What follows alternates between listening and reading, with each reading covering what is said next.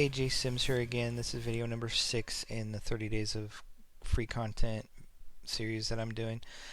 And I hope you're enjoying these videos. I've had a couple people say, hey, thanks for doing these. There was a few things that I was stuck on and that it really helped. So, appreciate that. And if I only help a few people with this video series, it's worth it. So, previous videos, what we've gone through, I showed you how to create a slide background that you could kind of brand yourself. Um, it was free software. I showed you how to use that in your PowerPoint slides, presentations with free software. I also showed you how to create a PNG image that you can put on the front of your video, the intro and outro, and add music to it in Movie Maker or Windows Live Movie Maker, which is usually on your computer already. So these are, free tools I'm showing you as much as possible. So anybody can do this stuff. But these are a lot of the little things that I had problems with when I got started. I didn't know how to do. So hopefully I'm just showing you what pretty much what you need to know to do this stuff. And I know I was in my case I was pretty darn happy to figure these little things out that I was having trouble with. So I know I'm just showing you what I had trouble with, and I wish I had like those little bits and pieces that I needed. So that's what I'm trying to show you here. What I really should have done though was show you this video first before those videos, because I was asking you to load your video into Windows Movie Maker, and I didn't show you the options that you had to record with. But today I'm going to show you Jing, which is free. If you're not familiar with Jing, just go ahead and do a search in Google.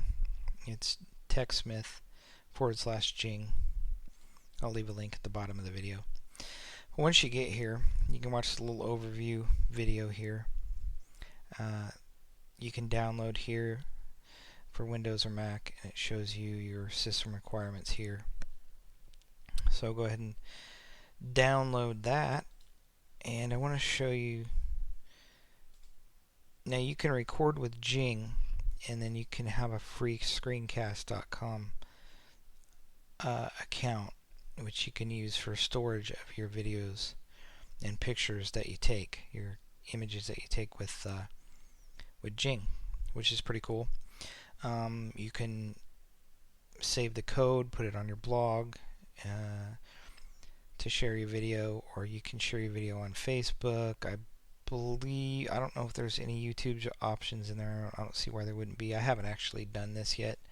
I haven't uploaded a video to screencast.com yet, so I'll have to do that and let you know, because I'm going to have to use Jing to record the next video, because I'm going to be showing you Screencast-O-Matic as well, which is what I use. They have a free version too. I use the paid version, and I'll show you the options there. But I'll need to use Jing, because I can't use film and use Screencast-O-Matic at the same time, obviously. So, okay, so that's that. Let's go. Once you download it, you should have a little icon down here at the start menu. You can start it that way. If you don't see that, because I think it gives you an option to do that during the setup, just go to your programs and then go down to TechSmith and then Jing and click on it. And I don't know if you can see this. Probably. There's a little sun right here. You can put this thing anywhere you want. I put it over here. It seems to be out of my way over here, so sometimes I forget it's there. This little crosshair right here, you click on that, and you can drag and drop. You can take an image, capture an image, and then there's all sorts of things you can do here. You can highlight, something if you wanted. You can, move this stuff around. A box, You can do text, change the font, color, all that good stuff. You can do arrows, and really pretty cool. And then you can save that. Just click save and save it to your desktop. Or you could upload it. You can share via screencast.com, like I was showing you earlier. You can upload it. I believe you have to create an account first, but you can share via screencast.com. You can also give people the link and have them watch your videos or view your images on screencast.com. Now these images are pretty darn cool for, like, if you're creating an ebook or something, say, and you want to do some images to point out things and kind of show people. It's good for that, or you can do videos. There's also a redo, an undo and a redo here, which is kind of handy. And then let me show you if you want to do video, just click on the same thing, drag and drop, and you can move this wherever you want it. And then you just go to capture video right here, click on that. And we're recording video right now.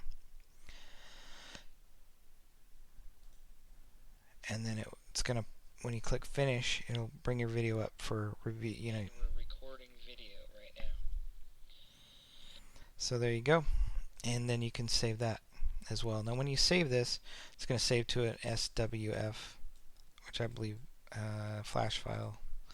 So that's your only option if you want to save it.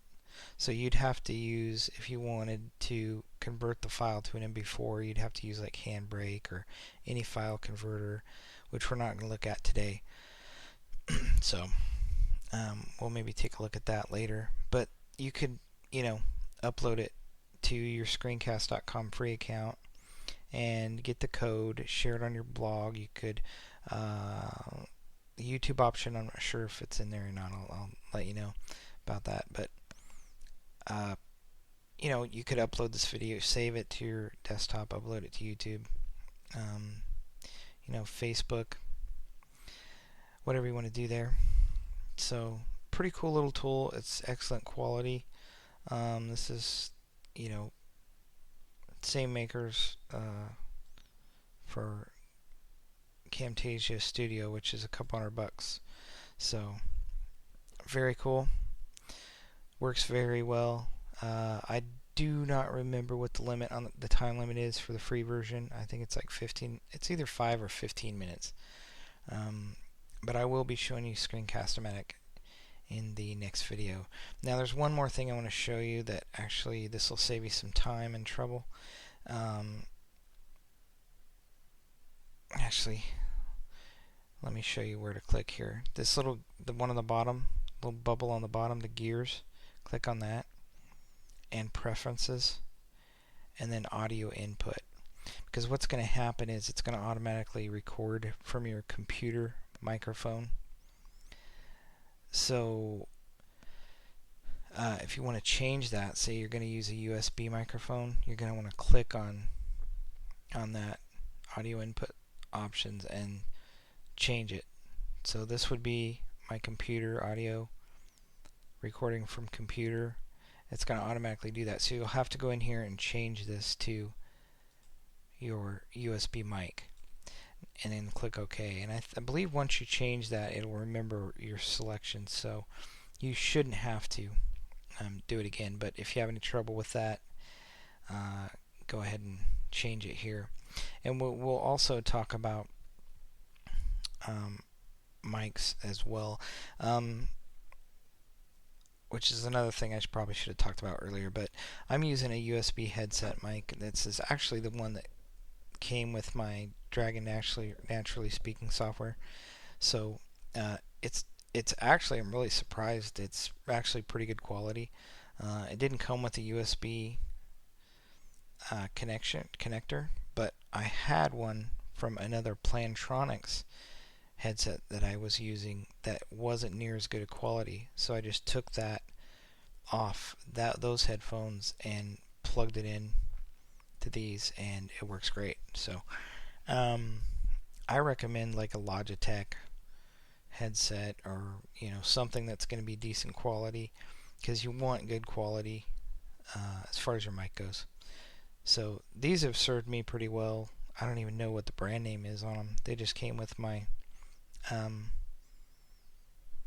my Dragon software, and I've heard more than one person, there's more than just me out there that are using them, because I've heard a couple of people say that that's what they were using, and it's actually pretty good quality.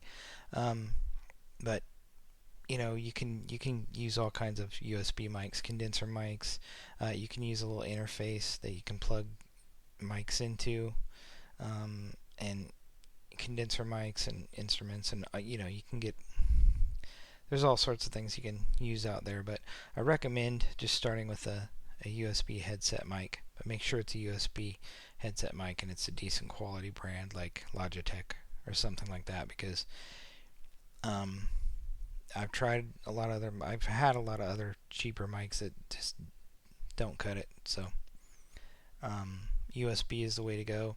Keep in mind too that if you have, I know mine at least does this, if you have your computer plugged in to the power cord, I get a nasty buzz when I go to record, and I didn't figure it out for a little while there, and until I heard it. I heard it once and I was like, wow, what's going on? And I finally figured out that if I have my computer plugged in to the power, to the outlet,